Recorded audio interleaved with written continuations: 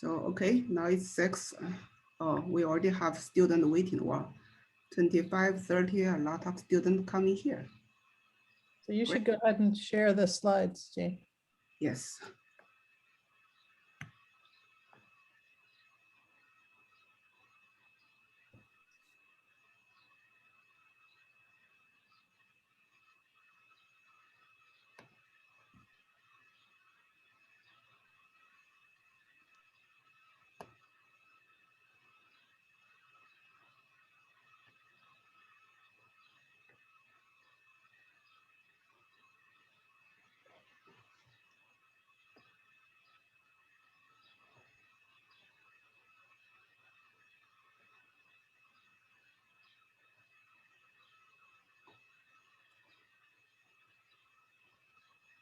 I think we can almost get started. Shall I go ahead? Let's see. Yeah, I think Yeah. we got most Yeah. people. All right. All right. Well, good evening, honored students, family members, and friends. My name is Emily Allen. I'm Dean of the College of Engineering, Computer Science, and Technology. Welcome to the ECST Honors Convocation ceremony, our very first remote ceremony, where we will celebrate students for their academic accomplishments. Before we get started, I want to just remind you about a few aspects of this webinar. This presentation is being recorded. The video and chat features for attendees have been disabled, but there's a Q&A box on the toolbar at the bottom of your screen. And if we have time, we'll be able to entertain a few questions for our speaker today. Also, if you need the closed captions, you can click on the toolbar where there's a closed caption icon. All right, well, today we honor ECST students whose academic achievements place them in the top 10% of our student population. These students have demonstrated exceptional academic achievement, and this applies to freshmen through seniors as well as graduate students. If you're a freshman or sophomore or junior, keep it up. If you're a senior or a graduate student about to finish, we look forward to hearing about how your academic achievements led to success in the workplace or in graduate school. Here at Cal State LA, I have been deeply impressed by the character and achievements of our student body. Many of our students have not had it so easy in life, yet they have two important passions. One is to make it as an ECST graduate so they can excel in their chosen profession. And the other is to give back to their communities. Our students embody the college motto, commit to excellence, engage in community. I'm so proud to be your dean. I know that many of our students would not be here today without the support of their families. Please go ahead and use the applause button in the Zoom to thank all of your parents, grandparents, aunts, uncles, spouses, children, and friends who support you financially or emotionally as you make your way through college.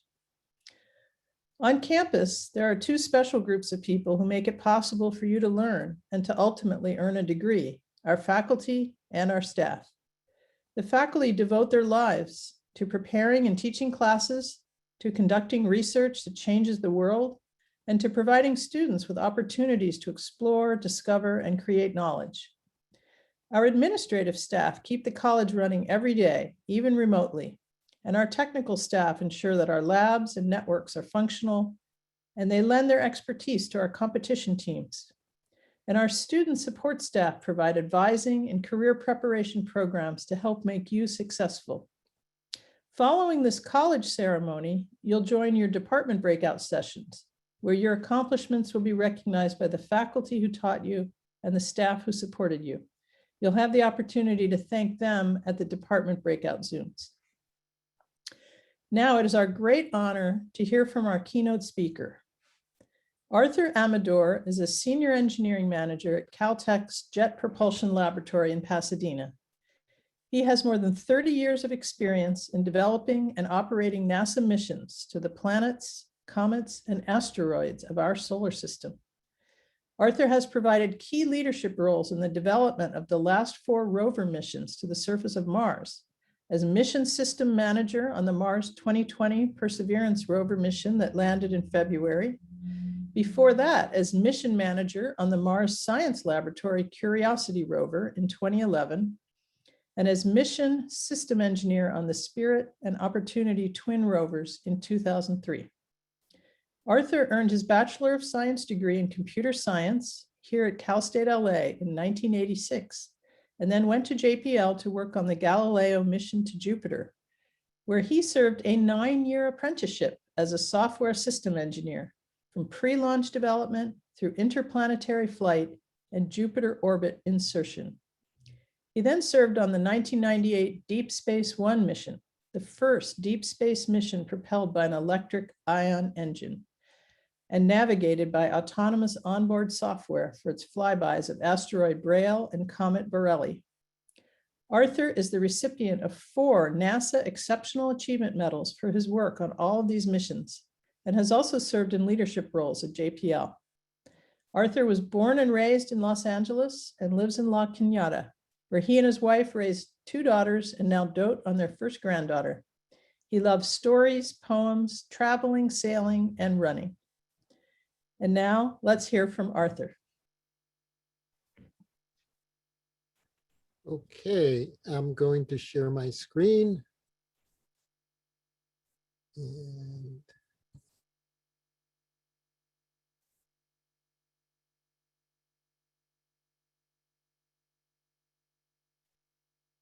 I should all see my screen.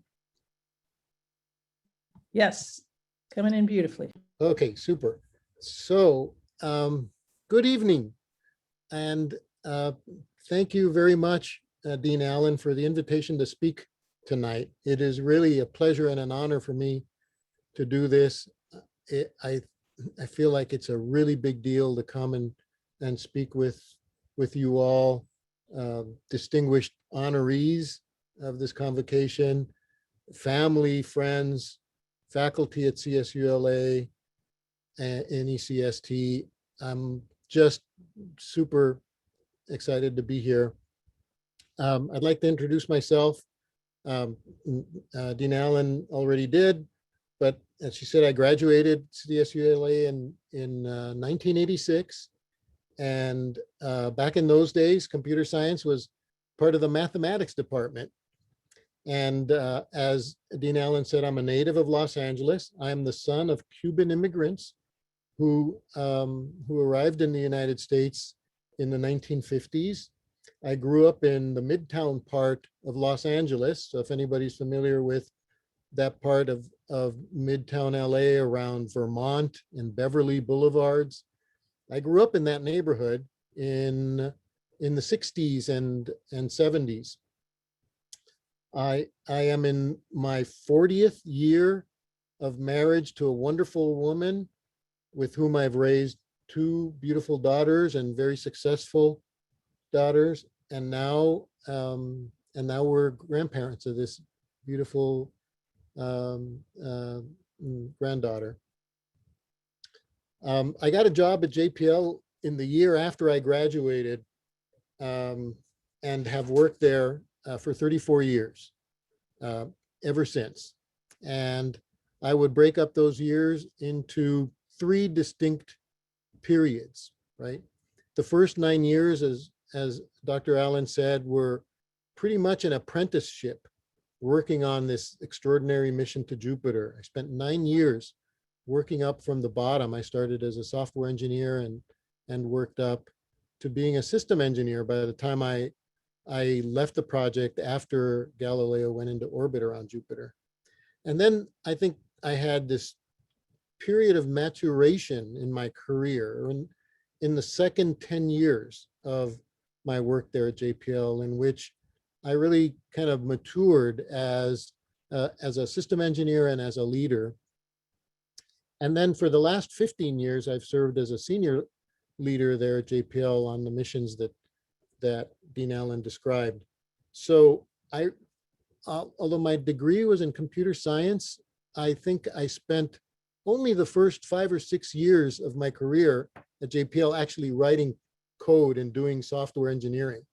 I very quickly became adept at system engineering of software systems, right? How to put different software applications together into a system. And to fly one of these missions in space requires an enormous amount of software, even back in those days, and very complex software that is composed of different functional disciplines and put together, integrated and tested in a very precise way. Now, I've worked exclusively in the development and operations of flight projects to explore the solar system in my time at JPL. I've worked on 6 major projects, and those projects have been interspersed with stints in line management at JPL, which is the management of the discipline of engineering, the engineering disciplines that we use to build and send these spacecraft to the planets. And I've worked as a group supervisor, a section manager, and as a division manager within the JPL organization. So tonight, I'd like to tell you very briefly about what and who inspired me in my path over the course of my career. But first, this introduction. It has been a most extraordinary year this year. You know, for one thing, you all have successfully completed your work or have been honored for the work that you're doing at Cal State LA, and that is a great distinction, and you have earned it, and I'm very, very proud of all of you and happy for you. Despite you've done all this, despite the fact that we have been for the last year and are still in the throes of this 100-year pandemic, right? That has been utterly extraordinary and many of us have lost loved ones, have suffered in many different ways, and hopefully we're getting near the end of it. Another extraordinary thing that happened this year in the midst of all this was that the Perseverance Rover mission lifted off from Cape Canaveral on July 30th on its journey to Mars aboard this beautiful Delta rocket. This was my 4th trip to Mars. Let me tell you a couple of things about it. This rocket gives Perseverance the impulse that it needs to get to Mars. It essentially coasts the whole way to Mars. After that, the second stage of that rocket shuts off shortly after launch. But it must be coasting at exactly the right speed and direction with enough momentum to climb the sun's gravity well out to the orbit of Mars, and 7 months later arrive at the exact spot in the orbit of Mars where Mars will be at that moment, so that it can make its meet up with the Mars atmosphere at exactly the right point. And it does this with only a few very minor course corrections along the way. So these rockets that we use, these Delta rockets, are incredible machines to be able to throw us up into the sky all the way to Mars with one fell swoop. When Perseverance gets to Mars, it hits the atmosphere at exactly the angle that the heat shield needs in order to dissipate the energy and slow the vehicle down until its supersonic parachute can deploy. For the first time in history, this mission was equipped with cameras on board that captured all of the major deployments during the infamous entry, descent, and landing, the 7 minutes of terror. This is a view looking up at the parachute right after it deployed, as we are now falling through the atmosphere on Mars. And it's looking up from the descent stage, which separates from the parachute once its rockets control its descent and its radar has acquired the ground, and it can match what it sees on the ground to a map that it carries on board in order to fly to a safe landing site. Once the descent stage has arrived over a spot it considers safe, it lowers the rover on a tether like a spider on a thread, fully deployed its wheels and ready to meet its surface mission on the surface of Mars. This technique was first employed on the Mars Curiosity rover in 2012, but we did all of this in the blind. We didn't actually have the imagery that we have on Perseverance to actually show what happens and make us feel like we are actually there and landing on Mars on the tip of that tether. After the rover lets us down gently and safely, the descent stage flies away to a safe distance. This evocative image is exactly that. This intelligent descent stage, which landed us safely on the surface of Mars after plummeting through the atmosphere, flies away and a safe distance and crash lands into the surface. Now, this all leaves us safely on the surface, and this is a Mars Reconnaissance Orbiter picture of Jezero crater in Isidis Planitia on Mars. And it shows the Octavia Butler landing site, which is the name of the landing site where that descent stage gently placed the Perseverance rover on the surface of this crater, which once was a lake filled with water on the surface of Mars, and next to a delta, which possibly contains evidence of past biologic activity on Mars. Now, that descent stage had on board a technology called terrain relative navigation, which allowed the descent stage to sense the hazardous dune field that you can see here that looks kind of like a mitten. All of this is a dune field that we had to avoid in order not to get stuck in that, get the rover stuck in that dune field. The descent stage sensed that dune field and safely flew over it as we descended from the west and dropped us in this marvelous ancient lake delta. And so the Perseverance rover joins the Curiosity rover, which is exploring Gale Crater since 2012, and the InSight lander studying Elysium Planitia since November 2018 on Mars, which is, to our knowledge, the only planet exclusively inhabited by robots. Oh, and by the way, Perseverance carried with it this little guy,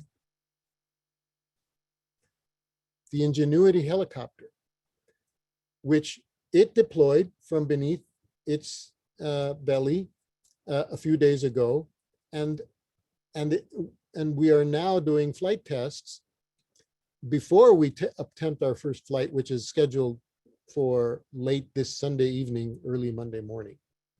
So this is potentially the first aerial vehicle to fly on another planet.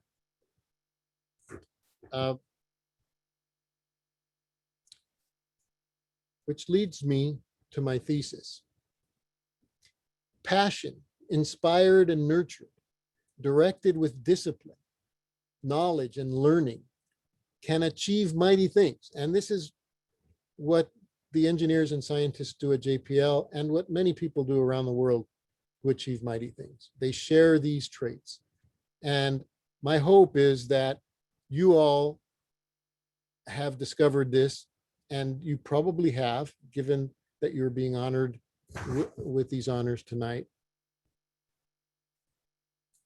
I have traveled the road, and in looking back at my career, I see this as a very an intrinsic and essential part of where I have been and where I come from. when I was a kid, there was this encyclopedia in my house. It was always there. I always remember it. And it was my Uncle Jose's, one of 6 siblings, who was the only person in my family who went to college. And this was a hand-me-down 1954 edition of the Encyclopedia Britannica, which he gave to me, his godson. And it was my internet. My father had this wide open way of imagining the possible and taught me how to do it. He was also a big advocate of applying common sense, which is kind of paradoxical, but a nice combination. I had the great fortune to go to a summer camp one summer where I learned to sail, Cedar Lake Camp up near Big Bear there. And it was the most amazing thing to feel the connection between the water, the boat, the wind, the sails, and me. It was powerful. It resonated with me. My fascination with math and algorithms started in the 5th grade. But it wasn't until sometime later that I got my hands on one of the first ever consumer held calculators, the Texas Instruments TI 1200. It's a veritable machine, a venerable machine. It came with a book that showed you how to solve problems, like the circumference of a circle or the circumference of a planetary orbit to a circular approximation.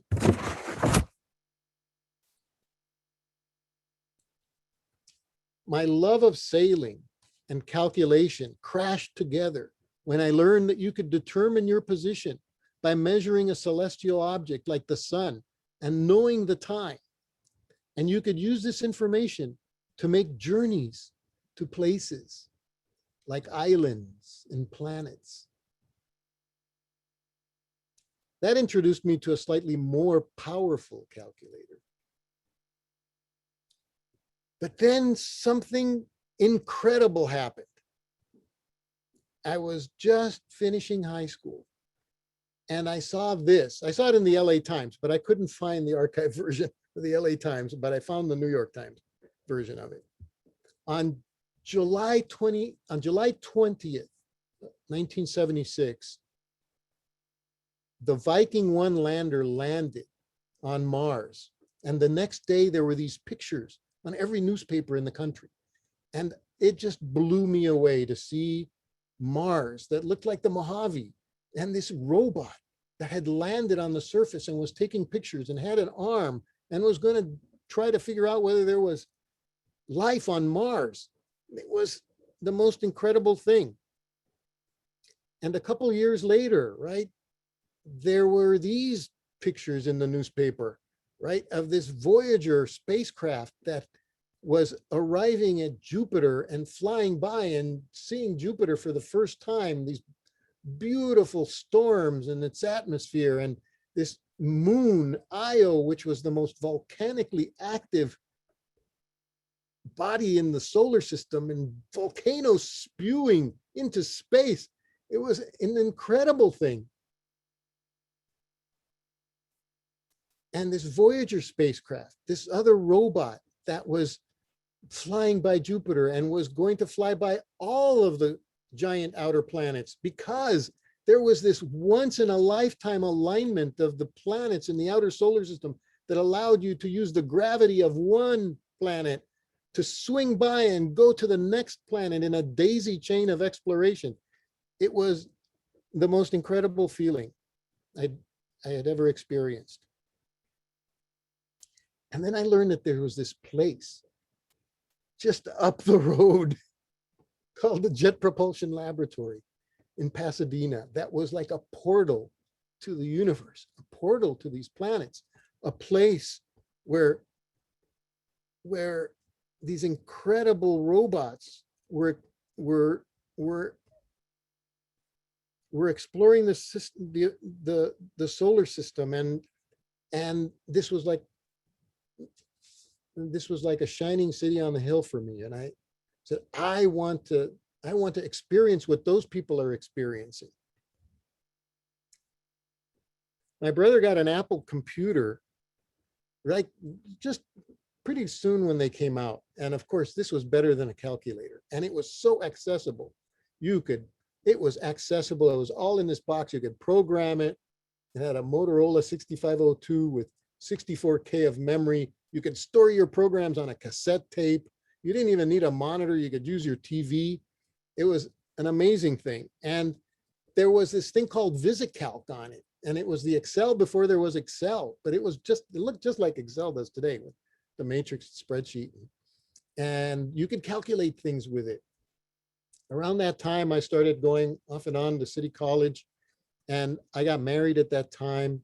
We had our kids, or our first child, but I went to college off and on, and I had several people at LACC that were just wonderful. There was this professor of calculus, Soren Babikian, who taught me the beauty of calculus, even though it was an extraordinarily difficult thing for me to master. He taught me calculus, and he insisted that I succeed with it. Never forget him. And the professors in the physics department at LACC were amazing. They taught me how to decompose problems.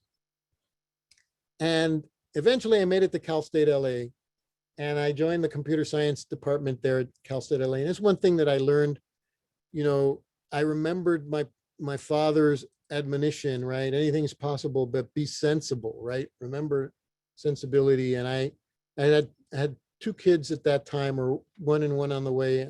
And I decided to go and really get a practical degree in computer science. And I went to Cal State LA, and I worked on this digital PDP-11, and we had computer rooms and line matrix printers, and it was really amazing. I learned C programming, Fortran programming. I learned the engineering life cycle from this great professor whose name was Donald Keel. I'll never forget him. And most of the computer programmers at that time in the 80s were mathematics types, right? They were mathematicians mostly. And it was still like that at JPL when I arrived there too. There was actually two kinds of groups in computer science at Cal State in those days. There were the mathematicians who were interested in numerical calculation and used computers to do that, and used mostly Fortran. And there was kind of a newer breed of computer scientists who were interested in languages and compilers and software engineering, applying engineering technique to software. I learned a lot from both types, and I loved working on the PDP-11. So when I graduated, even before I graduated, I tried to get a job at JPL. It was always something that I had in mind, but I had no luck. I tried several times, and just nothing was happening. I finally got a job with the city of Los Angeles, and then I got a call. JPL. In 1986, the shuttle Challenger disaster caused the launch of the Galileo mission to Jupiter, which was going to launch in 86, to be delayed and redesigned for a different trajectory to Jupiter, using a different kind of rocket, because you couldn't have liquid propellants in the shuttle after that accident. So they had to redesign the trajectory to Jupiter, and they were hiring, and I was ecstatic. My first job was to be in charge of the Galileo mission. Sequence generator, event logic module. Can you imagine? The Galileo mission sequence generator event logic module. I had never heard anything that sounded so cool in my entire life. And I was in charge of it. And it was actually this model for folks in computer science. Maybe, I don't know if they remember an archaic language called Forth. There's a breadth first search kind of language that allowed, it was kind of like what spreadsheets use. And we created these models of how the spacecraft should be commanded in order to adhere by flight rules. And I worked on that, and I spent 9 years on Galileo. I spent 9 years learning the ropes at JPL from incredible people, flying an incredible mission to Jupiter. I learned the discipline of engineering. I learned how to solve problems, imagining the possible, remembering my father, the beauty and the details of engineering analysis and the accuracy and precision and the dealing with uncertainty that the JPL navigators had to have and deal with. But after a couple of years, after Galileo, I was offered a job to develop an operations system for an experimental technology demonstration mission, a high risk, high payoff mission. It was mostly a bunch of early career engineers with a few seasoned hands. And I learned an end-to-end system design. I learned how to question everything. I learned about the economy of just enough in engineering and the intellectual joy of the endeavor of exploring deep space. Deep Space One was an incredible mission. It had this electric propulsion ion engine that electrified ions of xenon and then spit them out through this magnet at the back end. And you were able to do this over a long period of time. And you got a very small force, but it was a small force that you could integrate over a long period of time and get a lot of change in velocity. This was the first time an ion engine flew in deep space. It required new technologies in solar cells to gather enough power to power this engine. And it used autonomous onboard navigation software to determine its position by looking at the stars. And it had an onboard ephemeris of its trajectory so that it could tell the difference between where it was and where it should be. And it could calculate the maneuver, how it should fire its thrusters in order to regain the ideal trajectory that it should have been on. It was an incredible mission. I was on that mission for a couple years. And by the time I finished, JPL made me a group supervisor of a software systems group. And that was my first experience working with people, being in charge of a discipline, in charge of the human resource, recruiting, people who provide this function. But after a couple of years of that, I was itching to get back into the trenches. And there had been this Mars Pathfinder mission to Mars in 1997. And it flew the first robot to Mars, the Sojourner rover. And it reminded me of that, headline and pictures I saw in 1976. Mars 98, JPL had a series of disasters in 98 with 2 missions to Mars that were lost.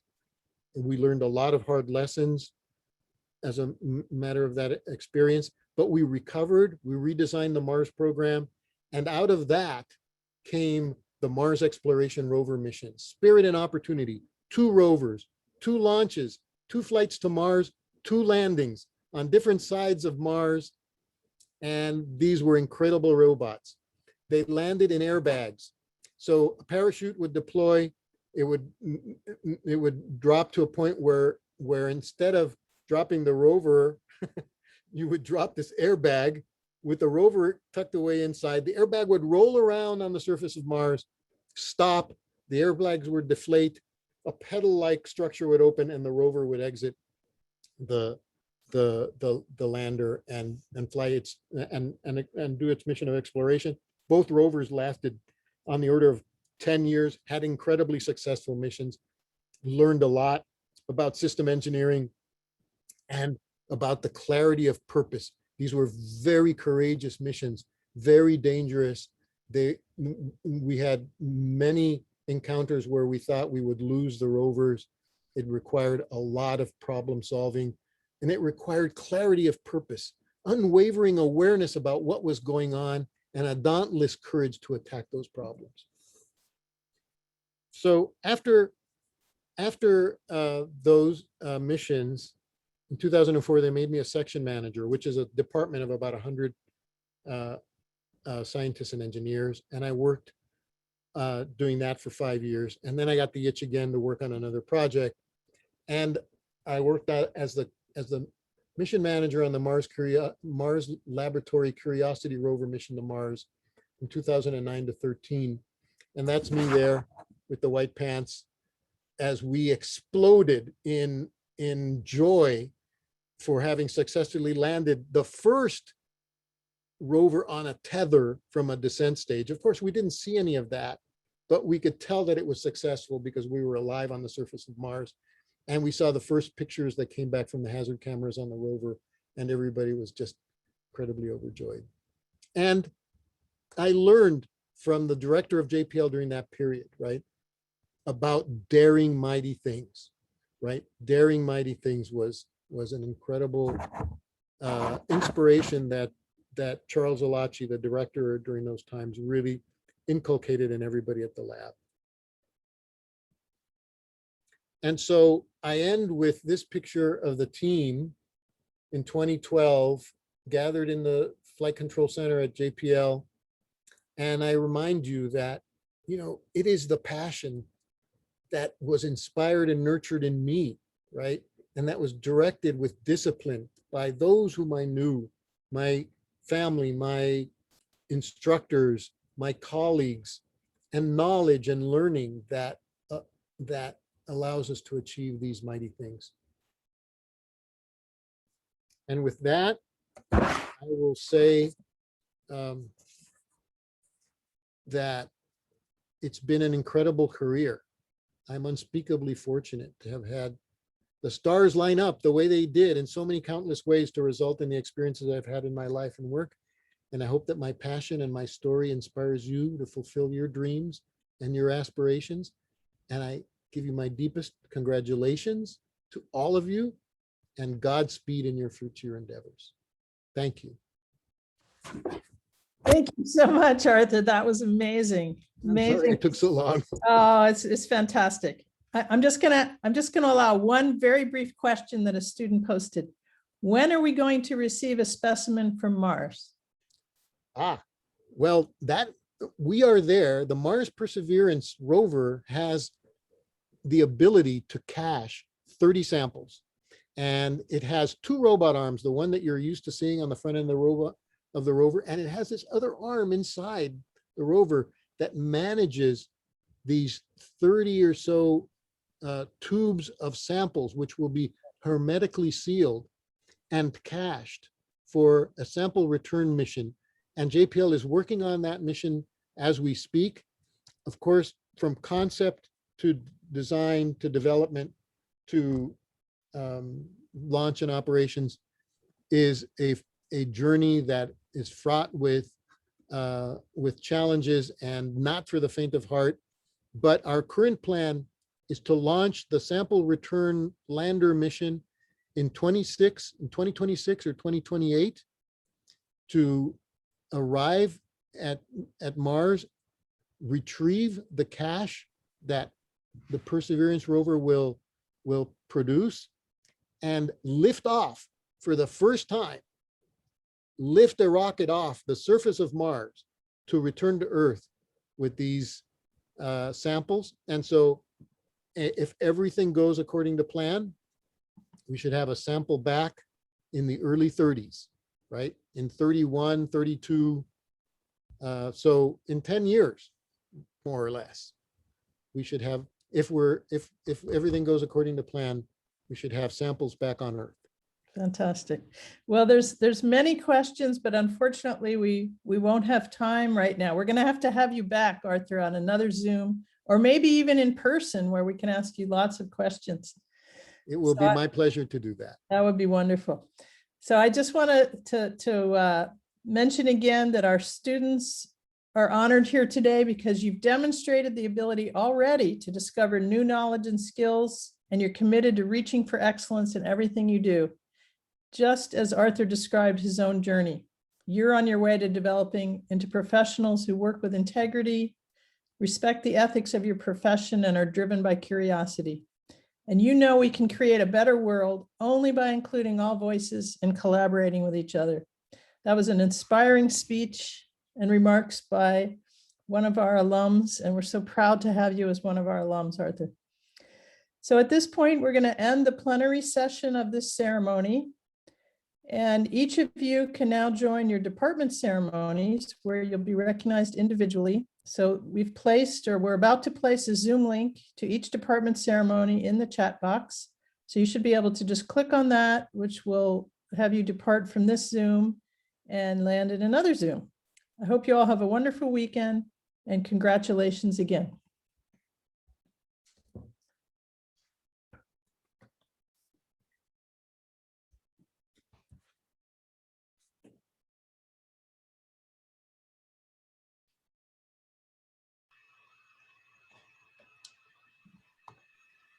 Yeah, the Zoom links to the department ceremony has been posted on the chat box.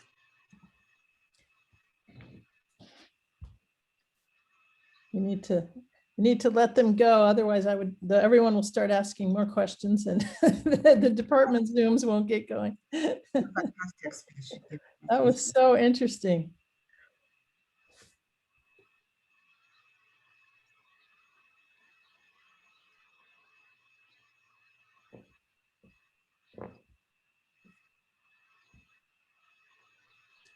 Okay, thank you all. I'm going to sign off. Okay, Arthur, we will have you back in person as soon as we can My pleasure. and Anytime. treat you to an actual lunch.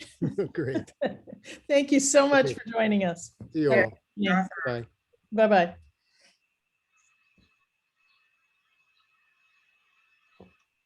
I don't want to end the Zoom because people might be still looking for their department Zooms.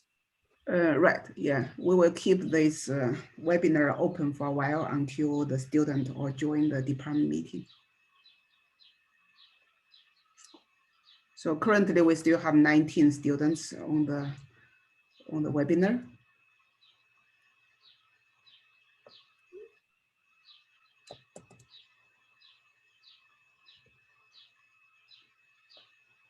So you should be able to see the Zoom link to your department events in the chat box.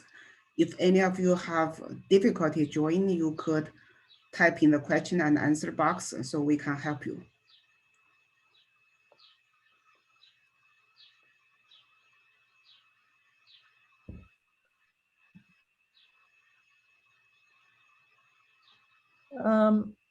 Okay. Somebody asked to post the links again. I think Kenneth is posting them again. Yeah, he's posting them in the Q&A. Well, I think that might just go to that student. Okay.